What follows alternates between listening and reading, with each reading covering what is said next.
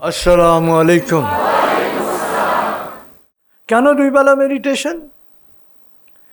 দাঁত ব্রাশ না করলে যেরকম দাঁতে আস্তে আস্তে ময়লার স্তর পড়তে থাকে, জীবাণুর স্তর পড়তে থাকে, মনটাকেও যদি দুইবার পরিষ্কার করা না হয় তো এখানেও এই ময়লা পড়তে থাকে, মনের আয়নায় ময়লা জমতে থাকে, ওখানে নানান রকম ব্যাকটেরিয়া ভাইরাসের মানে মনের ব্যাকটেরিয়া ভাইরাসের উপদ্রব হতে থাকে আর কি, যেটাকে কোরআনে বলা হয়েছে মন বিকৃত হওয়া।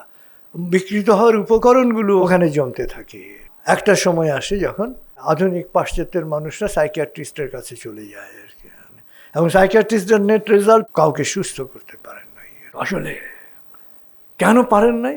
কারণ সাইকিয়াট্রির সাথে স্পিরিচুয়ালিটি অ্যাড নাই আর কি। সাইকোলজির সাথে স্পিরিচুয়ালিটি অ্যাড হয়ে পজিটিভ সাইকোলজি হয়েছে, কারণ পজিটিভ সাইকোলজি মানে হচ্ছে বিশ্বাস, স্পিরিচুয়ালিটি অ্যাড হয়েছে, পজিটিভ সাইকোলজি হয়েছে। কিন্তু স্পিরিচুয়ালিটি ছাড়া সাইকিয়াট্রি ইটসেলফ প্রবলেম সলভ করতে পারবে না।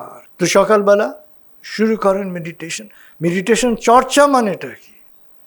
পুরো দিনটাকে আপনি ভিজুয়ালাইজ করবেন, সারাদিনে কি করবেন সেটাকে ভিজুয়ালাইজ করবেন আর কি, এবং ওই ছবিটা মনের মধ্যে রাখবেন, যেখানে যাবেন ওই ছবি নিয়ে যাবেন আর কি, এবং কখনো ডিসকারেজড হবেন না।